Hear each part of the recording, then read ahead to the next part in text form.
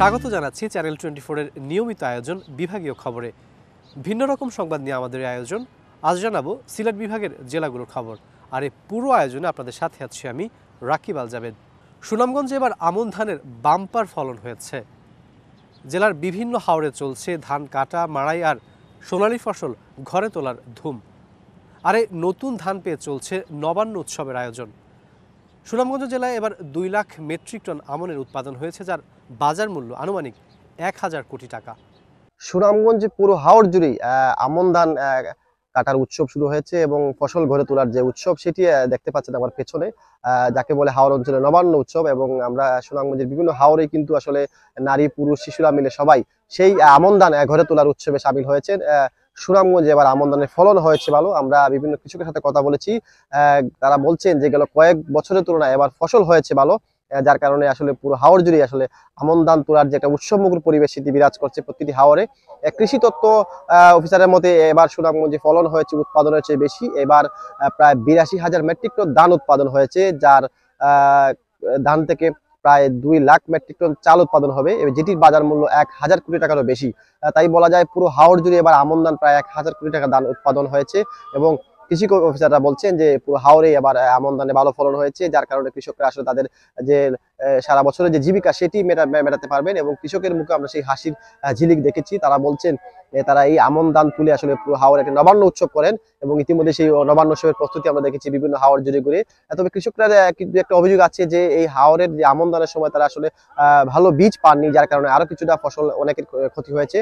এবং তারা বলছেন যে যেই হারে আমন ধান উৎপাদন হয়েছে সেই উৎপাদনের তুলনায় যদি ধানের দাম পাওয়া যায় তাহলে তারা কৃষকরা আসলে সেই যে খুশির যে ঝিলিকটা সেটা ধরে রাখতে পারবেন। অনেক সময় কৃষকের ভালো ধানের যে দাম সেটি পান না, তবে এবার ফলন ভালো হওয়ায় কৃষকের ঘরে আসলে আমরা হাসির এবং উৎসবের একটা আমেজ দেখতে পেয়েছি। এবং তারা বলছেন যে এবার হাওড় জুড়েই আসলে এই নবান্ন উৎসবে হবে এবং আমরা অনেক জায়গায় দেখছি পিঠাপুলি এবং আসলে এই নতুন জামা কাপড় বাচ্চাদের সেই উৎসবও কিন্তু ইতিমধ্যে কৃষকরা নিয়ে রেখেছেন। তারা বলছেন পুরো হাওড় জুড়ে দীর্ঘদিন পর আসলে আমন ধানের যে একটা উৎসবের ঝিলিক সেটি বিরাজ করছে। এবং তারা বলছেন যদি বোরো ধানও এভাবে উৎপাদন হয় এবং ভালো ফসল করে তুলতে পারে তো হাওড় অঞ্চলের অনেকটা সুদিন ফিরবে এবং কৃষকরা আসলে সেই উৎসবের প্রস্তুতি নিচ্ছেন এবং পুরো হাওড় জুড়ে আমরা সেই উৎসব দেখেছি। এবছর আমন ধানের ফসল খুব ভালো হয়েছে। ইয়ারে 18 থেকে 20 মণ ধান হয়েছে। আর কৃষকের কিন্তু আসলে তেমন বেশি লাভ নাই, কারণটা হইল এই যে সারের দাম বেশি, এই কাজের লোকের দাম বেশি, সব মিলাইয়া আসলে ধানের দরটা একটু বাড়তি হওয়া দরকার। এবছর আমাদের ধানের যে ফলন হয়েছে অন্যান্য বছরের চাইতে অনেক দ্বিগুণ বেশি। এছাড়াও আজকে আমরা ধান মারাই কাটা শেষ। আমরা মনে মনে চিন্তা করতেছি যে আমরা আশপাশ যে মানুষগুলি আছে যেমন গরিব দুঃখী লইয়া আমরা সুন্দর করে একটা অনুষ্ঠান করে উৎসব করে আমরা এই আগুর মায়া ধানের ফসল গড়ে তুললে আমরা এটা একটা সিদ্ধান্ত শেষ করব। এবার খুব ভালো ধান হয়েছে। আমরা আমন জমলো আমরা অগ্রণী ধান খুব ভালো পাইছি। ইফিরে আগুন মাসে আল্লাহ দিলে ভালো চলছে। ধান হইও 12-14 মনের মতন হয়েছে। আল্লাহ ওই যে 1500-1200-1300 টাকা ধানের মন আল্লাহ ভালো চলতে। ফলন খুব ভালো হয়েছে। আমরা ধান পান তুলমু কিনে আর শেষ হইয়া ধান পান বেচমু, জেগেট কিনবো, খাবার কিনবো, বাচ্চা বাচ্চা খাবার কিনবো। ফুর্তি আমরা মনে মাঝে একটা ফুর্তি আছে। সুনামগঞ্জে বলা যায় এবার 1000 কোটি টাকার আমন ধান বিক্রি হবে এবং এই বাম্পার ফলনের কারণে কিন্তু কৃষকদের মুখে একটা হাসির ঝিলিকে বিরাজ করছে। পুরো হাওড় জুড়েই কিন্তু আর কয়েকদিন পরেই সেই নবান্ন উৎসবের আয়োজন করবেন কৃষকরা। তারা বলছেন ঘরে ঘরে আসলে সেই নবান্ন উৎসবের প্রস্তুতি চলছে। তো এখন পর্যন্ত সুনামগঞ্জের ম্যাক্সিমাম ধানই কাটা হয়ে গেছে। কৃষকরা বাকি যে মাড়াই কিংবা শুকানোর কাজে ব্যস্ত সময় পার করছেন কৃষক এবং কিষানীরা। এয়ার জুয়েল, চ্যানেল 24, সুনামগঞ্জ। মৌলভীবাজারের শমশেরনগর চা বাগানের ভেতরে টিলার নিচু অংশের জমিতে ভিনদেশি নানা ধরনের ধান চাষ করে সফল হয়েছেন চা শ্রমিকের সন্তান মোহন রবি দাস। 7 বিঘা জমিতে তিনি করছেন মোট 11 ধরনের বিদেশি ধানের চাষ। তার এই লাভজনক ধান চাষে আগ্রহী হয়ে উঠছেন চা শ্রমিক এবং স্থানীয় বাসিন্দারাও। আমন মৌসুমে একই জমিতে 11 জাতের বিদেশি ধান চাষ করে সফলতার মুখ দেখেছেন মৌলভীবাজারের কৃষি উদ্যোক্তা মোহন রবি দাস, যার মধ্যে রয়েছে ব্ল্যাক রাইস, পার্পল রাইস, সুগন্ধি বাসমতি, সুগন্ধি কস্তুরী, তুলসীমালা, রড সহ নানা জাতের ধান। বিদেশি জাতের এসব ধান চাষে কম খরচে হয় বেশি ফলন, পাশাপাশি দেশীয় ধানের তুলনায় বেশি দামে বিক্রিও করা যায়। আমি এবার 11 জাতের বিদেশি ধান চাষ করছি। আমি মনে করি আমাদের চা বাগান এলাকায় যেহেতু সীমিত জমি থাকে, উঁচু এলাকার জমি থাকে, এবং এই জমিতে আমরা যে ধান চাষ করি এটা আসলে আমাদের এই কৃষক যারা আছেন, চা শ্রমিক কৃষকরা, ওরা কিন্তু ক্ষতির শিকার হন। এই জন্য আমি এই বিকল্প এই ধানগুলো চাষ করছি। এই ধান একদিকে যেহেতু পুষ্টিগুণ সম্পন্ন এবং অন্যদিকে এই ধান চাষ লাভবানও।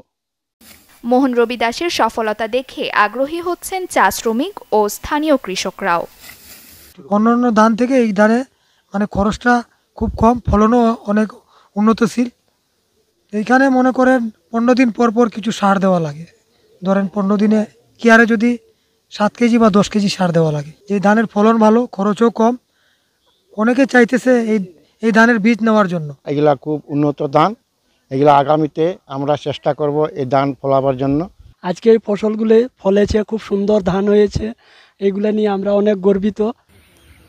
উপজেলা কৃষি কর্মকর্তা জানান, এই ধানে রয়েছে অনেক পুষ্টিগুণ এবং গবেষণা সাপেক্ষে ধানের আরও নতুন নতুন জাত উদ্ভাবন করার সুযোগ রয়েছে।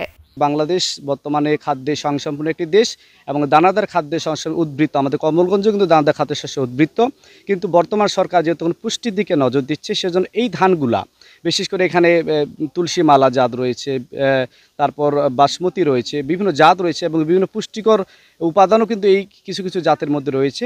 তো আমরা আশা করব এই জাতগুলা বিভিন্ন গবেষণা প্রতিষ্ঠান, বিশেষ করে ধান গবেষণা প্রতিষ্ঠান যদি এই জাতগুলোকে কাজে লাগিয়ে নতুন নতুন জাত উদ্ভাবন করতে পারে, এই আশা আমরা রাখতে পারি। অনগ্রসর চা শ্রমিক ও স্থানীয় কৃষকদেরকে কম দামে বীজ সরবরাহের মধ্য দিয়ে এই অঞ্চলের কৃষিকে আরও অগ্রসর করা সম্ভব বলে মনে করছেন সংশ্লিষ্টরা। Desk report, channel 24। হবিগঞ্জের চুনারু ঘাটে আখের রস থেকে লালিগুড় উৎপাদনের কাজে ব্যস্ত সময় পার করছেন চাষিরা। যদিও নানা প্রতিকূলতায় আগের তুলনায় আখের চাষ এবং লালিগুড় উৎপাদন অনেক কমে গেছে বলে দাবি তাদের। উন্নত প্রযুক্তি, বীজ, সার ও কীটনাশকের অভাবে ক্ষতিগ্রস্ত হচ্ছেন বলে দাবি চাষিদের।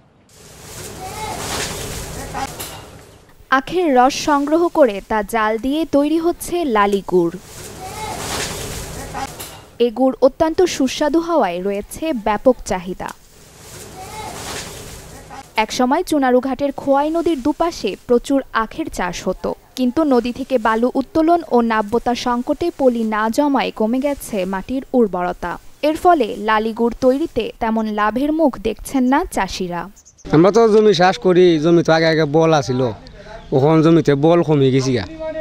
আগে জমিতে বল একটা জায়গা কুষার করলে 40 মন 25 মন লালি হইতো, ওখান বলের ওদিকে লালি হয় না, গুড় কম হয়, জমিতে বল নাই। আগে ওই পাটা গুড় তৈরি হইতো, এখন লালি গুড় তৈরি হয়। মানে এটা করতে গিয়া আসলে আমরা ওই কামলার যে একটা খরচ, এই খরচটা আসলে বেশি হয়। লাখের মতন খরচ হয়ে যায়, 6-7 কিলো সারা তোরা কিনায়। এরপরে গিয়া এই উন্নত আমরা হয় না, আর লজ্জা দেখা যায় এই লালি করাতে। দ্রব্যমূল্যের ঊর্ধ্বগতির পাশাপাশি ভালো বীজ, উন্নত মেশিন আর কীটনাশকের অভাবে অনেকেই সরে পড়ছেন এই পেশা থেকে। অধিক ফসলে আশায় ফল হয়, কিন্তু ফসল হয় না। এই গতিকে খরচ বেশি, কিন্তু লাভবান কম হওয়াতে অনেকেই এই পেশাটা থেকে সরে যাইতেছে। মালিকের কাছে আমরা খয়ের কিনি, হয়তো 60-65 হাজার টাকা কিনা পরে ইয়ার মাঝে লাখ 1,10,000 1 লাখ এরম বিক্রি হয়। এর মাঝে খরচ আছে আর অনেক টাকা। সরকার থেকে যদি কোনো ভর্তুকি বা সহযোগিতা পাইতাম তো আমরা মনে ভিতরে উৎসাহিত থাকিল না। আমরা আর ওইটা বালা করিয়া বা ফলন বালা করিয়া করলাম না। আমরা তো টাকা পয়সা দিয়া মেকআপ করতাম পাই না, অনেক টাকা খরচা জায়গা।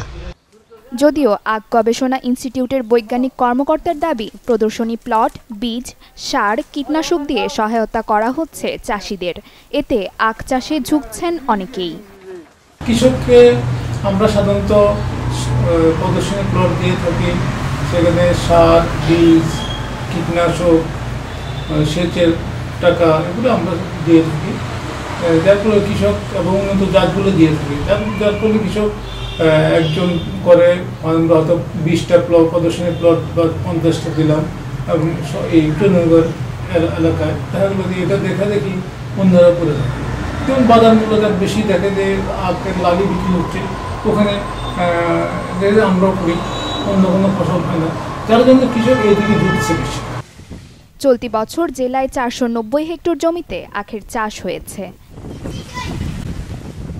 Desk report, channel 24।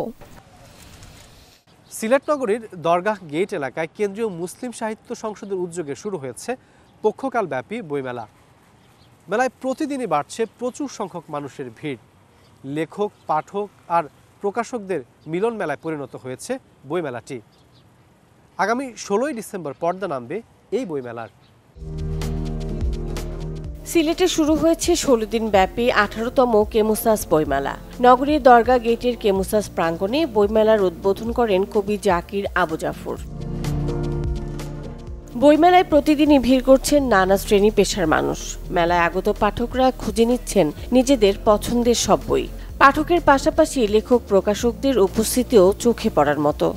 ছাত্রের বই কিনবো এটা বননে আছে, আর এখান থেকে আমি সামাইলে তিরমিজি বইটা কিনতে চাচ্ছি। অবশ্যই এরকম ছিল না, এবার তো বেশ ভালোই মনে হচ্ছে আমার কাছে, বুঝছেন।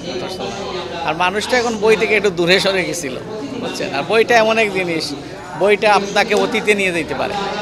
বইয়ের কারণে আপনি অতীত বেশ করে ভবিষ্যৎ চিন্তা করতে পারেন। আমাদের বাচ্চাদের যদি আমরা অন্যান্য কিছু উপহার না দিয়ে যদি বই উপহার দিই, বিশেষ করে আমি আমার বাচ্চাদের এবং আমার আত্মীয় স্বজন, আমার বোনের বাচ্চাদের সবাইকে আমি বই উপহার দিই।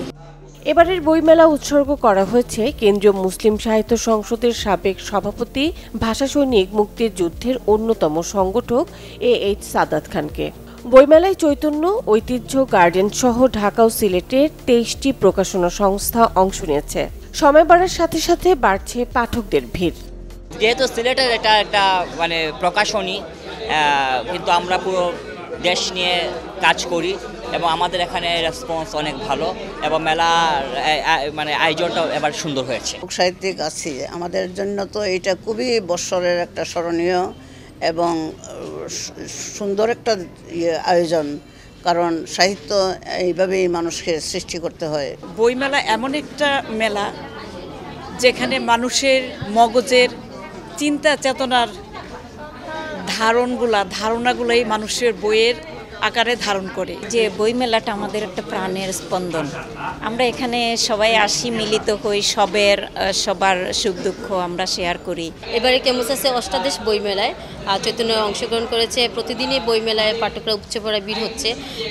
চৈতন্য প্রকাশনীতে 2টি বই সবচেয়ে বেশি যাচ্ছে। তরুণ প্রজন্মকে বইয়ের প্রতি আগ্রহী করে গড়ে তুলতেই এই মেলার আয়োজন বলে জানালেন আয়োজকরা। বইমেলার তো উদ্দেশ্য হচ্ছে মানুষকে বইমুখী করা, পাঠাভ্যাস গড়ে তোলা। তো সেই নিরিখেই আমরা এই বছর আমাদের 18তম কেমুসাস বইমেলা। এই বইমেলাতে আমরা যেটা করি যে আমাদের ছোট শিশু থেকে শুরু করে একেবারে বয়স্কদের সবার জন্য আমরা বিভিন্ন ধরনের আয়োজন করি। আমরা 1 ডিসেম্বর থেকে শুরু হওয়া মেলা শেষ হবে 16 ডিসেম্বর। প্রতিদিন বিকেল 3টা থেকে রাত 9টা পর্যন্ত চলবে এ মেলা। Desk report, channel 24। এই ছিল আজকের বিভাগীয় খবরে। আগামীকাল নতুন স্বাদ, ভিন্ন গল্পে আবারও হাজির হব আমরা। ততক্ষণ পর্যন্ত আমাদের সাথেই থাকুন।